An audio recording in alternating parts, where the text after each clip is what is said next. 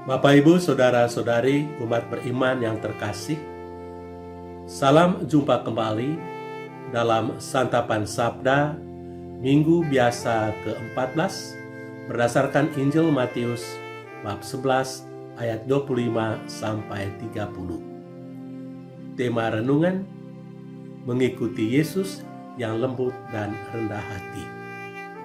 Bapak, Ibu, Saudara-saudari terkasih, pernah diceritakan tentang sebuah kerajaan yang diperintah oleh seorang sultan bernama Asad.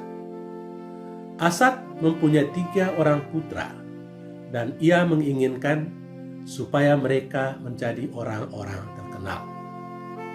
Oleh karena itu, dia mengundang seorang bijak bernama Aliman yang ternyata adalah seorang Kristen. Sultan berkata kepada Aliman, "Ceritakanlah kepada anak-anakku riwayat hidup orang-orang besar, supaya mereka bisa meneladani cara hidup mereka."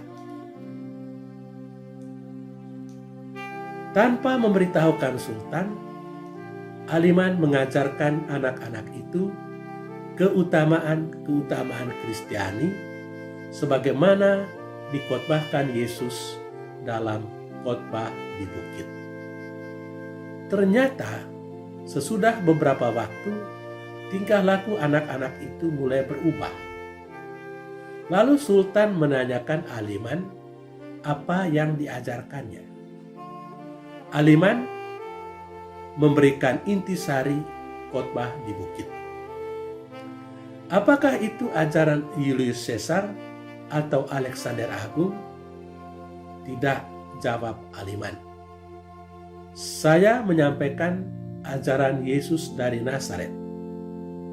Siapakah Yesus itu? Tanya Sultan sekali lagi. Kesempatan itu digunakan oleh Aliman untuk bercerita tentang Yesus Kristus mulai dari kelahiran sampai dengan kematiannya.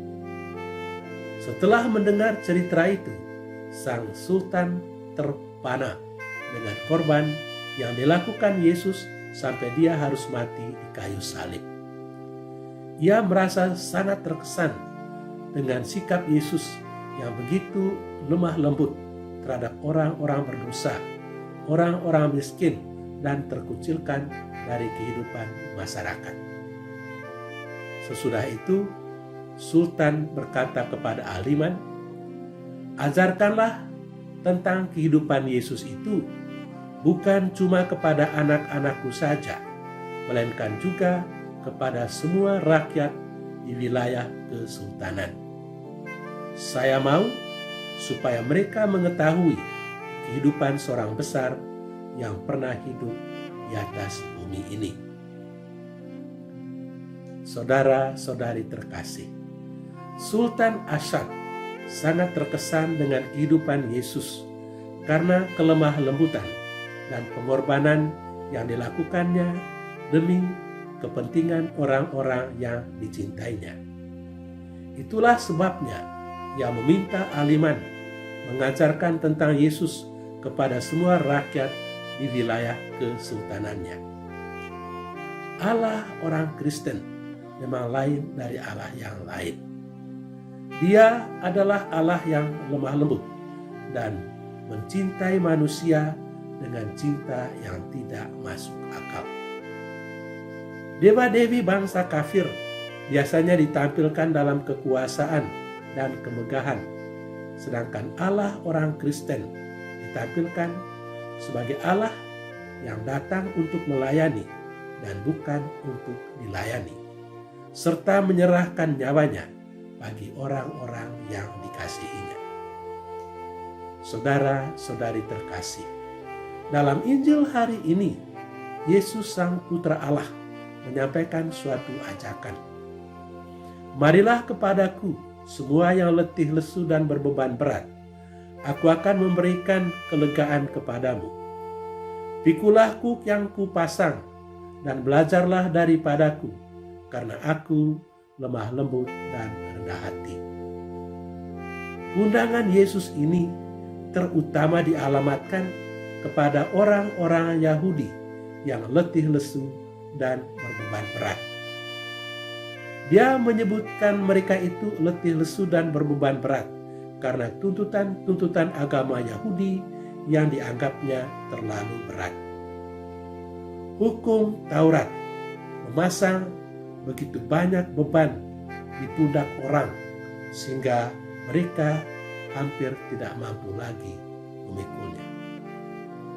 Karena itu, Yesus mengundang mereka untuk datang kepadanya karena Dia adalah Allah yang lembut dan rendah hati. Dengan gambaran seperti itu, Yesus kelihatannya bukanlah Allah yang jauh dan abstrak sehingga sulit dijangkau.